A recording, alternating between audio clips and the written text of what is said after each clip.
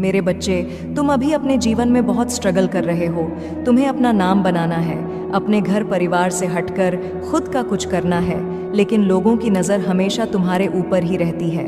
तुम क्या कर रहे हो, कब कर रहे हो, क्यों कर रहे हो, इस बात में लोगों को बहुत दिलचस्पी रहती है।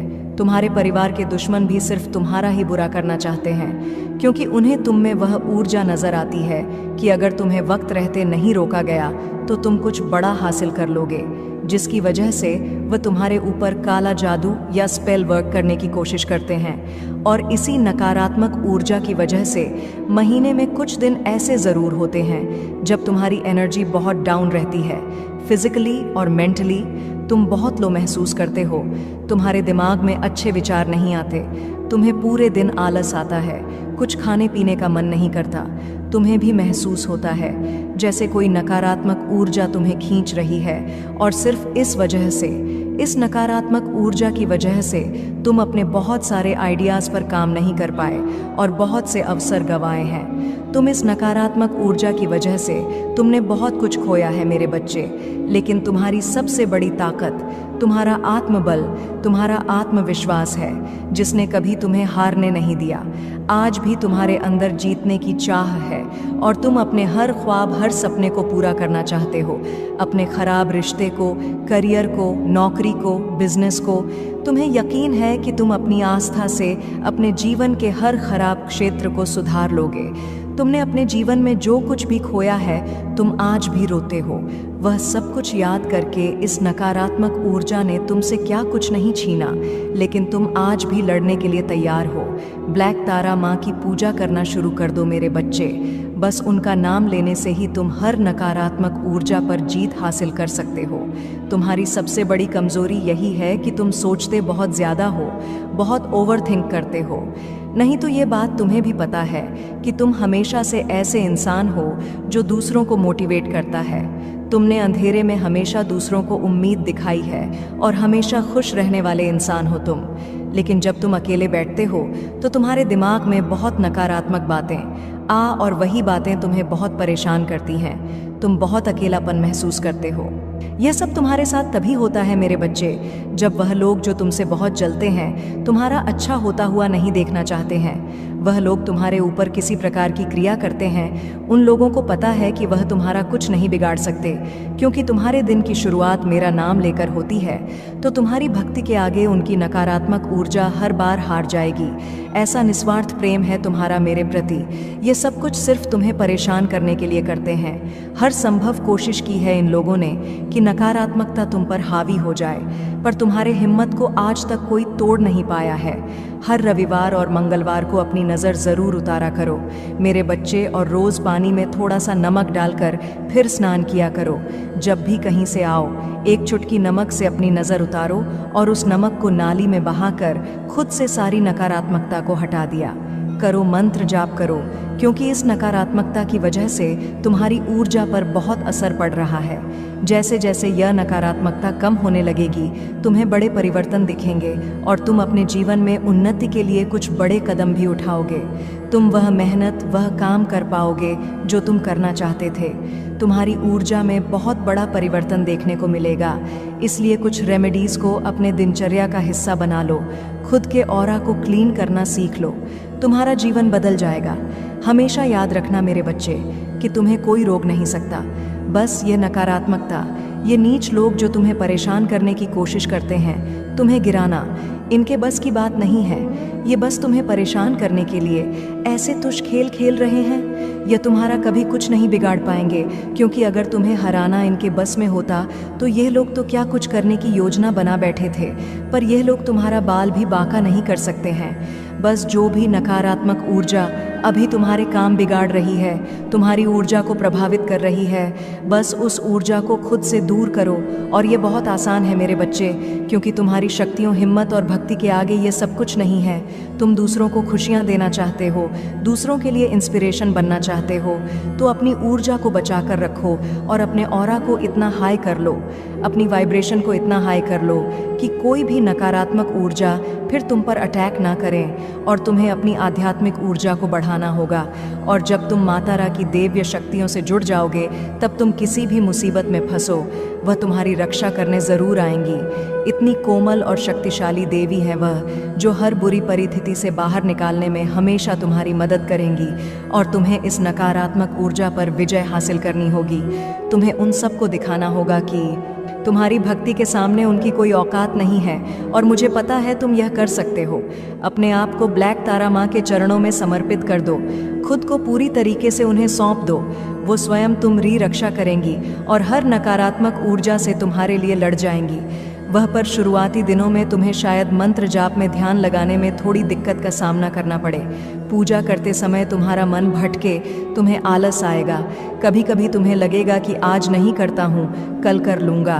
पर किसी भी हाल में रुकना मत और अपनी पूजा में एक भी दिन का ग मत आने देना, क्योंकि वह नकारात्मक ऊर्जा तुम्हारे मन को बहुत विचलित करेगी, तुम्हारे मन को बहुत भटकाने की कोशिश करेगी ताकि तुम अपनी पूजा से भटक जाओ। इसलिए किसी भी परिस्थिति में तुम्हारा मन करे ना करे, तुम खुश हो उदास हो, उनकी भक्ति ज़रूर करते रहना और मंत्रों का जाप ज़रूर करते रहना।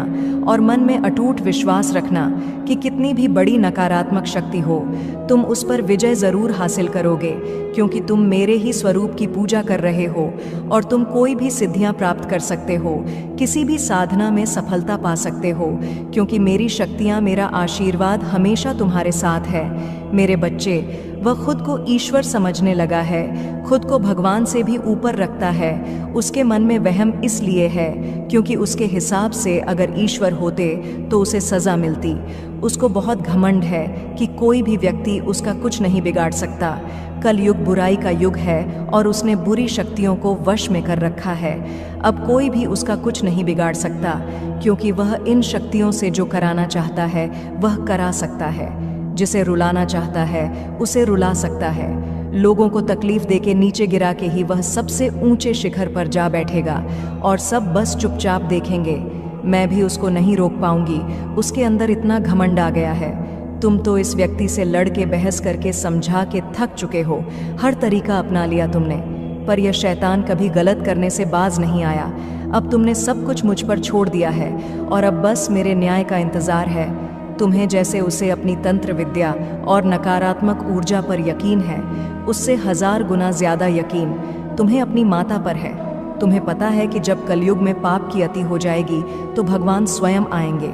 कलयुग में ही भगवान को पाना सबसे ज़्यादा आसान है, क्योंकि इस युग में तो भगवान सिर्फ नाम जप से मिल जाते हैं। और युग कोई भी हो, मेरे बच्चे, पापी कितना भी बड़ा शक्तिशाली हो, उसके पापों की सज़ा उसे ज़रूर मिलती है। तो मेरे भक्त नहीं हो, मेरी संतान हो, मेरे बच्चे हों, और जो भी बच्चा मेरे सामने रोता है, मुझे माँ कहकर पुकारता है, वह मेरी संतान है। और अपनी संतान के लिए तो मैं स्वयं महादेव से भी लड़ जाती हूँ। फिर इसकी विद्या की तो अभी कोई औकात ही नहीं है। इससे भी बड़े स्वतंत्र विद्या के साधक मेरे पैरों में पड़े होते हैं। तंत्र विद्या की सिद्धि भी ई माता की आज्ञा और मेरे आशीर्वाद के बिना नहीं मिल सकती। लोग ईश्वर को पाने के लिए, उनसे जुड़ने के लिए, इन साधनांची तुम्हें तो खुश होना चाहिए कि वह व्यक्ति इतना गंदा सोच सकता है। मेरी भक्ति करके वह आज मुझे यह आंखें दिखा रहा है, उसकी आंखों से आंसू भी नहीं निकलेंगे। ऐसी स्थिति कर दूंगी मैं उसकी, तुमने बहुत बर्दाश्त कर लिया। मेरे बच्चे, उसका भविष्य अंधेरे में डूब जाएगा। उसने अपनी शक्तियों का बहुत गलत फ़ायदा उठाया है। उसने तुम्हारे बहुत सारे रिश्ते तोड़ दिए। अब तो यह अपने अपनों को भी नहीं छोड़ रहा है। उसने शुरू से मेरी भक्ति की थी और पिछले जन्मों के अच्छे कर्मों का बहुत फल मिल गया उसे। अब उसके सारे पुण्य कर्म का फल खत्म होने वाला है और अब वह वक्त आएगा, वह न्याय मिलेगा। तुम्हें, जिसका तुमने बहुत इंतज़ार किया, उसने ना खुद तुमसे अपना निभाया और ना दूसरों को निभाने दिया। उसकी वजह से तुम्हारी ऊर्जा इतनी डाउन हो गई कि तुम ना कोई निर्णय ले पा रहे हो, ना करियर में, ना जीवन में। तुम्हारा कहीं भी मन नहीं लगता, तुम कहीं भी ध्यान नहीं लगा पा रहे हो। उसने तुम्हें हर तरफ से तोड़ने की कोशिश की है, लेकिन तुम्हें कोई गिरा नहीं सकता। मेरे बच्चे, उसकी भक्ति दिखावा थी, लेकिन तुम्हारी भक्ति ही तुम्हारी सबसे बड़ी ताकत है।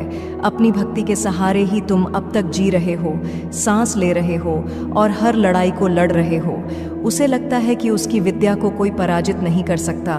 अभी बस उसका अच्छा समय चल रहा है, जब उसे उसके माता पिता के अपने पुरखों के अच्छे कर्मों का फल मिल रहा है। लेकिन अच्छे समय में घमंड और पापी व्यक्ति और भी पाप करते हैं। वह यह भूल जाते हैं कि उनके अच्छे वक्त के कर्म ही उनका भविष्य लिख रहे हैं। अब काली उसका काल लिखेगी। हर रोज हर सेकंड उसे उसके घमंड, उसके पाप की गिनती कराऊंगा है। उसने मेरी भक्ति का दिखा करके बहुत लोगों को रुलाया है, और इस पाप की, इस छल की कोई माफ़ी नहीं है। अगर मैंने उसे माफ़ कर दिया तो लोग मेरी भक्ति करना छोड़ देंगे, मुझ पर यकीन करना छोड़ देंगे। इसीलिए उसे दंड देना ज़रूरी है। तुम्हारे साथ न्याय करना बहुत ज़रूरी है। मेरे बच्चे, उसे उसकी असली जगह, असली औकात दिखाना ज़रूरी है कि मेरे भक्त ऐसे नहीं होते हैं। वह मेरी विद्या का, मेरी शक्तियों का गलत प्रयोग नहीं करते हैं। किसी और को तकलीफ देने के लिए मेरी भक्ति कभी नहीं करते हैं। वह मेरी संतान है, वह मुझसे प्रेम करते हैं। इसीलिए वह सबसे प्रेम करते हैं, क्योंकि वह सब में मुझे देखते हैं। मेरी संतान दूसरों की आंखों में आंसू नहीं ला सकती।